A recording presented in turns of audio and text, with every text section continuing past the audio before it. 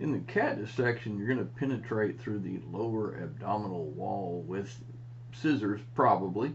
Continue through the abdominal area and make sure you keep your scissor blades parallel to the plane of the skin so that you don't dig into the internal organs. Cut through the thoracic area and into the neck under the chin area to expose the trachea. Let's cut laterally in front of the back legs and the same in behind the front legs, and then cut these side flaps out both directions. Let's go this way, and let's cut these out. And by cutting these side flaps out, you'll be able to see the abdominal organs very nicely. You may have to put your thumbs in here, your gloved hands, to open this thoracic cavity so that you can see the heart and the lungs. Be careful because the bone may be sharp there. Remember to goggle up, glove up, open your dissection manual before the dissection.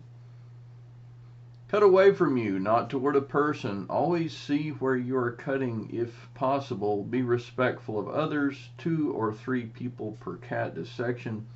After we get finished, the cat and the tissue goes into the red plastic lined containers. That may vary according to which lab you are working in.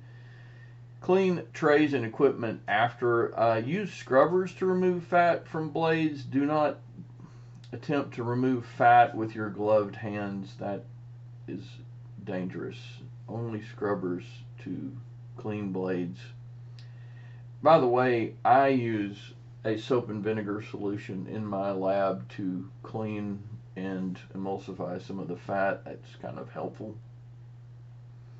Please return your equipment to the proper area after the encounter. Clean your work area and wash your hands.